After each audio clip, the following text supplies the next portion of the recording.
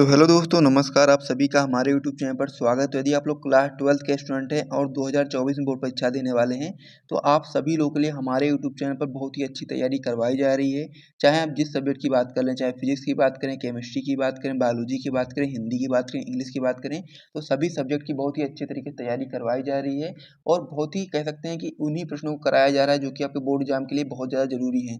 तो सारी चीज़ों को आपको समझने के लिए हमारे यूट्यूब चैनल को सब्सक्राइब करना पड़ेगा और हर एक वीडियो को ध्यान से देखना पड़ेगा। यदि आप लोग अपने किसी भी सब्जेक्ट में 70 में 70 नंबर पक्का करना चाहते हैं, चाहे आप फिजिक्स में पक्का करना चाहें, चाहे केमिस्ट्री में पक्का करना चाहें, चाहे आप बायोलॉजी में पक्का करना चाहें, ठीक है। 70 में 70 नहीं तो 65 नंबर आप लोग आसानी से कर पाओगे बहुत ही स्मार्ट तरीके से। किस प्रकार से?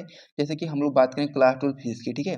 तो फिजिक्स में आज से हम लोग क्या करेंगे, पूरी किताब से जो सबसे ज़्यादा महत्वपूर्ण आपके अति लघु उत्तरीय प्रश्न होते हैं उनकी सीरीज को स्टार्ट करने वाले हैं। इसमें हम लोग आपको जितने भी महत्वपूर्ण अति लघु उत्तरीय प्रश्न बन सकते हैं बोर्ड परीक्षा 2024 में, वो सारे प्रश्न कराएंगे, उसका सॉल्यूशन भी बताएंगे और साथ में किस प्रकार से आपकी बोर्ड परीक्षा कॉपी में आपको लिखना है ताकि आपको अच्छे मार्क्स मिले वो भी बताएंगे। इसके अलावा क्लास 12 फिजिक्स के जो महत्वपूर्ण दीर्घ उत्तरीय प्रश्न होते हैं उसकी सीरीज भी स्टार्ट हो चुकी है, उसे भी आप लोग जाकर के देख सकते हैं।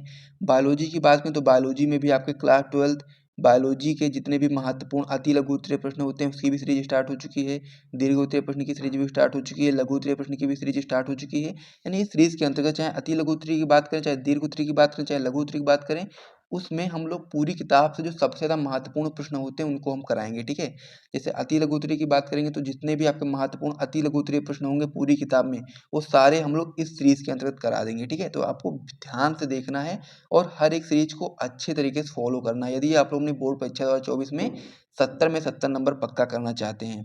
तो चलिए अब हम लोग वीडियो को स्टार्ट करते हैं और आप लोग वीडियो को जरूर लाइक कर दिया करें, चैनल को सब्सक्राइब कर दिया करें, क्योंकि आप लोगों के सपोर्ट जब देखने को मिलेगा तभी आप लोग को रेगुलर बेसिस पे बहुत ही अच्छी तैयारी करवाई जाएगी। तो इसलिए आप लोग सपोर्ट करो, वीडियो को लाइक कर दो, चैनल को सब्सक्राइब कर दो, अपने दोस्तों के साथ चैनल को शेयर कर दो ताकि सभी लोग आकर के बढ़िया तैयारी कर पाएँ।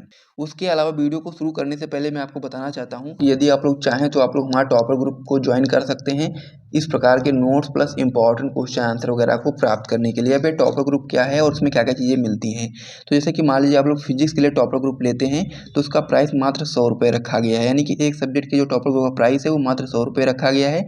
जैसे कि मान लीजिए आप लोग फिजिक्स का लेंगे टॉपर ग्रुप तो उसमें आपको क्या मिलेगा, आपको क्लास 12 फिजिक्स के ऑल चैप्टर का हैंड रिटन नोट्स मिल जाएगा और प्लस में इंपॉर्टेंट क्वेश्चन आंसर मिल जाएगा, जो कि आपके बोर्ड एग्जाम 2024 के लिए बहुत ही ज़्यादा महत्वपूर्ण होता है। तो जिसको भी ज्वाइन करना है वो लोग बहुत जल्दी ज्वाइन कर लीजिए, क्योंकि आपके पास ज़्यादा समय बचा नहीं है। तो जितना भी समय बचा है उसमें यदि आप लोग अच्छी तैयारी करना चाहते हैं तो आप लोग ज्वाइन कर सकते हैं।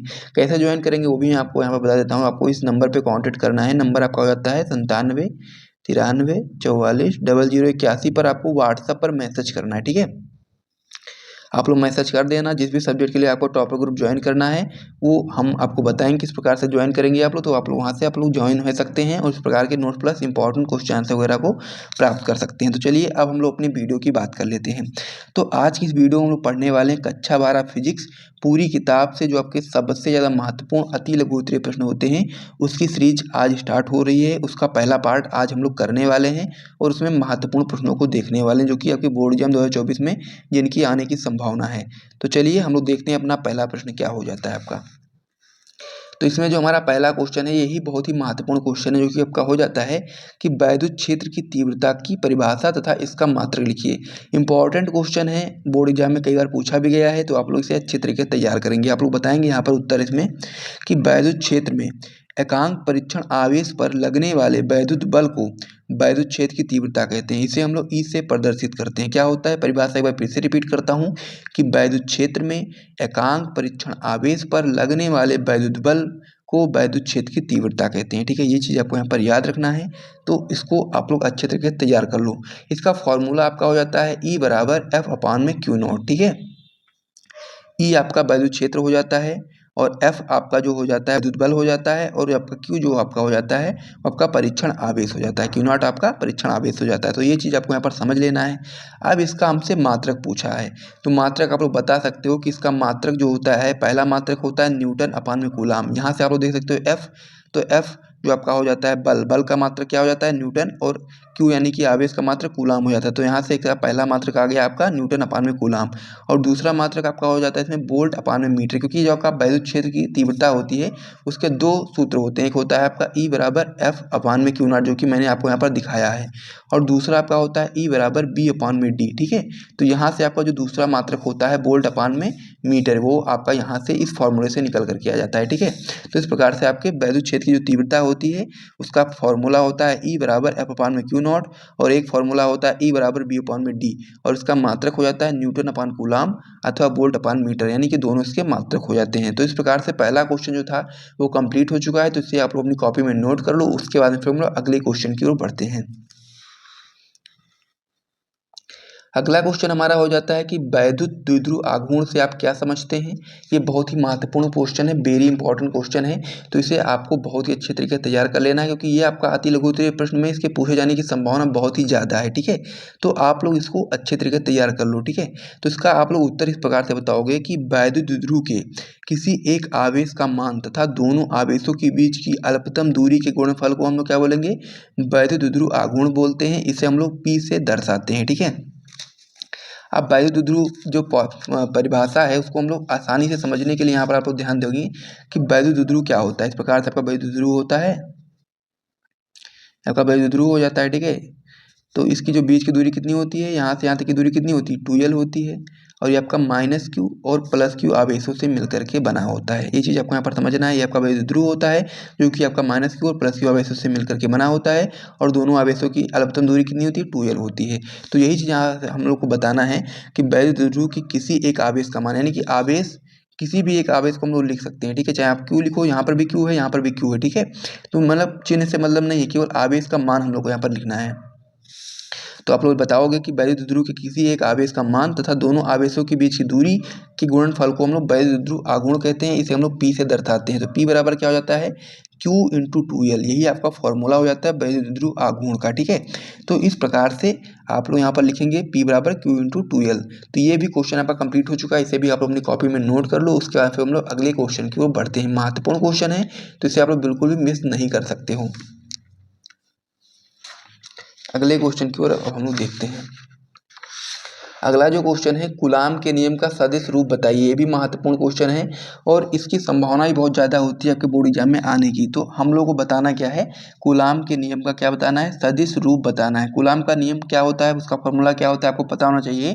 F बराबर 1/4 pi epsilon not Q1 Q2 अपान में R², ये आपका क्या हो जाता है, कूलाम का नियम। अब उस कूलाम के नियम का हम लोग को सदिश रूप बताना है। तो आप लोग बताओगे कि माना Q1 व Q2 एक चिन्ह के दो बिंदु आवेश, यानी कि एक ही चिन्ह के दो बिंदु आवेश हैं।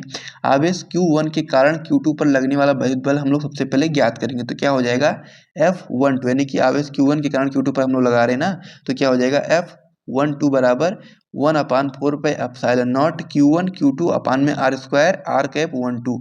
ये आपका पहला समीकरण हो जाता है, जहाँ पर जो आपका R⁻12 है वो आपका Q1 से Q2 की ओर इंगित करने वाला एकांक सदिश है। ठीक है, उसी प्रकार से अब हम लोग क्या करेंगे, आवेश Q2 के कारण Q1 पर लगने वाला वैद्युत बल निकालेंगे। तो आप लोग इस प्रकार से लिखोगे F21 बराबर 1/4 pi epsilon not Q1 Q2 अपान में R²R⁻21। इसको हम लोग इक्वेशन सेकंड बना लेंगे, जहाँ पर आपका जो R⁻21 है वो आपका Q2 से Q1 की ओर इंगित करने वाला एकांक सदिश है। इस प्रकार से आपका हो गया। अब जो समीकरण पहला है और समीकरण दूसरा है, दोनों आपके कूलाम के नियम को सदिश रूप में व्यक्त करते हैं। ये चीज़ आपको यहाँ पर याद रखनी है कि ये दोनों आपके कूलाम के नियम का सदिश रूप है। ठीक है, तो इस प्रकार से आप लोग समझ गए होंगे, तो इसे भी आप लोग अपनी कॉपी में नोट कर लो। उसके बाद फिर हम लोग अगले क्वेश्चन की ओर बढ़ते हैं। तो इतना आप लोग अपनी कॉपी में नोट कर लो, फिर हम लोग अगले क्वेश्चन की ओर बढ़ते हैं। अगला क्वेश्चन हमारा हो जाता है कि गॉस की प्रमेय क्या है। तो हम लोग को बताना है कि गॉस की प्रमेय क्या है। ये भी चैप्टर का काफ़ी महत्वपूर्ण क्वेश्चन हो जाता है, पहले चैप्टर का। तो इसे भी आपको अच्छे तरीके से तैयार कर लेना है। इसकी भी संभावना बहुत ही ज़्यादा है आपके बोर्ड परीक्षा में अति लघु उत्तरीय प्रश्न में पूछी जाने की। तो इसीलिए आप लोग को अच्छे तरीके से तैयार कर लेना है। तो आप लोग इसका उत्तर बताओगे कि गॉस के नियम के अनुसार किसी बंद पृष्ठ से गुजरने वाला वैद्युत फ्लक्स फाई ई, ठीक है, क्या होता है, गॉस के नियम के अनुसार किसी बंद पृष्ठ से गुजरने वाला वैद्युत फ्लक्स फाई ई उस पृष्ठ द्वारा परिबद्ध कुल आवेश Q का 1/ε0 गुना होता है। यानी कि फॉर्मूला आपका हो जाता है फाई बराबर Q/ε0, जहाँ पर आपका जो ε0 होता है वो आपका निर्वात या वायु की वैद्युतशीलता है। तो इस प्रकार से आपके इतने क्वेश्चन आज की इस वीडियो में कंप्लीट हो चुके हैं। सारे मोस्ट इंपॉर्टेंट क्वेश्चन है, तो सभी प्रश्न को आप लोग तैयार कर लो अच्छे तरीके से। और नेक्स्ट वीडियो में हम लोग इसका जो पार्ट सेकंड लाएंगे तो उसमें और भी महत्वपूर्ण प्रश्नों को देखेंगे। और यदि आप लोगों ने अभी तक वीडियो को लाइक नहीं किया है, चैनल को सब्सक्राइब नहीं किया है, वीडियो को शेयर नहीं किया है, तो ये छोटे मोटे काम आप लोग कर दो। उसके बाद फिर हम लोग मिलते हैं नेक्स्ट वीडियो में। तब तक के लिए जय हिंद।